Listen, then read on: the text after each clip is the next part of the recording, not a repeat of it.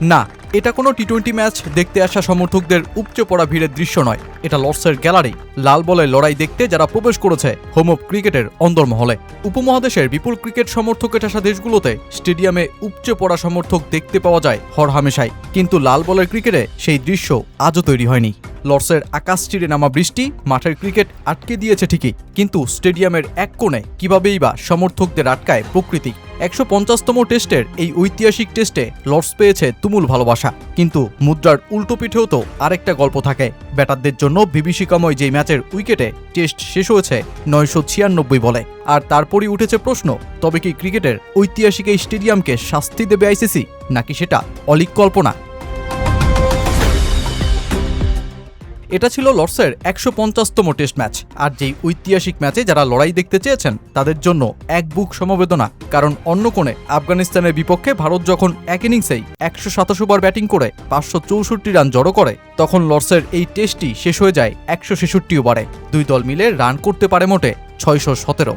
নিউজিল্যান্ডের সামনে শেষ ইনিংসে লক্ষ্য ছিল ২৫৪ রানের। অলি রবিনসনের পর গাস অ্যাটকিনসনের ৫ উইকেটে শিকারে পরিণত হয়ে নিউজিল্যান্ড ভেঙেছে তাসের ঘরের মতন। টেবন কনওয়ে ৪১ রানের একটু প্রতিরোধ তৈরি করতে পারেন, আর শেষে গ্লেন ফিলিপস ৪৪ রানে কিছু সময় আটকে রাখেন ইনিংসের জীবন। কিন্তু দ্বিতীয় দিনেই কার্যত লাইভ সাপোর্টে চলে যাওয়া নিউজিল্যান্ডের লড়াইকে বৃষ্টি দিয়েছে অক্সিজেনের স্বাদ। লর্ডস টেস্ট ৪ দিনে গড়িয়েছে ঠিকই, কিন্তু বৃষ্টি বাগড়া না দিলে ম্যাচটা দ্বিতীয় দিনেই শেষ হয়ে যেতে পারত। ব্যাটারদের জন্য রহস্যময় যেই উইকেটে অলি রবিনসন টেস্টে ফিরেই ৭ উইকেট ও ব্যাটাতে ২৯ রান নিয়ে হন ম্যাচ সেরা ক্রিকেটার। ইংল্যান্ড নিউজিল্যান্ডকে হারিয়ে অ্যাশেজ ব্যর্থতা দগদগে ক্ষত কিছুটা পুষিয়ে নিতে পেরেছে ঠিকই, কিন্তু নিউজিল্যান্ডের জন্য এই হার একে তো কষ্ট দেবে উইকেটের জন্য, আরেকটা ক্যাচ না নিতে পারার ব্যর্থতায়। কিউই অধিনায়ক টম ল্যাথাম তাই বললেন, সিরিজ শুরুর আগেই বলেছিলাম ছোট ছোট মুহূর্তগুলোই একটি টেস্ট ম্যাচের ভাগ্য বদলে দিতে পারে। বিশেষ করে কম রানের ম্যাচে এসব ভুল আরও বেশি গুরুত্বপূর্ণ হয়ে ওঠে। পুরো টেস্ট জুড়েই আমাদের সুযোগ ছিল, কিন্তু আমরা সেগুলো কাজে লাগাতে পারিনি। আমার মনে হয় মূল বিষয় ছিল উইকেটের অনিয়মিত বাউন্স।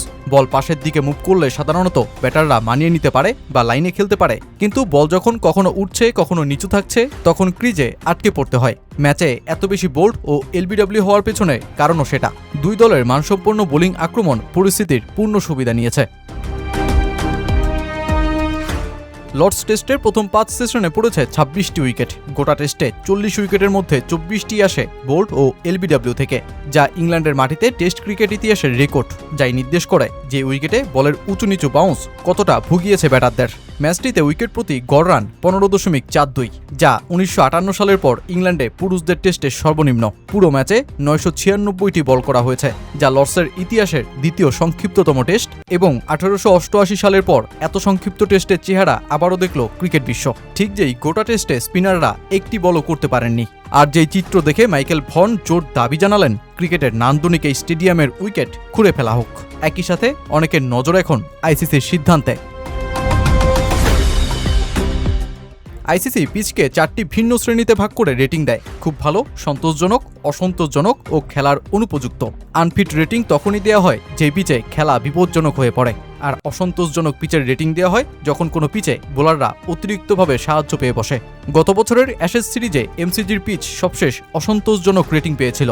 এবার লর্ডসও কি সেই একই শাস্তি পেতে যাচ্ছে কিনা, আপাতত ম্যাচ রেফারির সেই রিপোর্টের পানে চেয়ে অনেকেই। আর যেই শাস্তি হোম অফ ক্রিকেটের কাঁধে চাপলে একটি ডিমেরিট পয়েন্ট যুক্ত হবে, যা স্থায়ী হবে পরবর্তী ৫ বছর, যদিও বর্তমানে এই মাঠের সাথে কোনো ডিমেরিট পয়েন্ট যুক্ত নেই।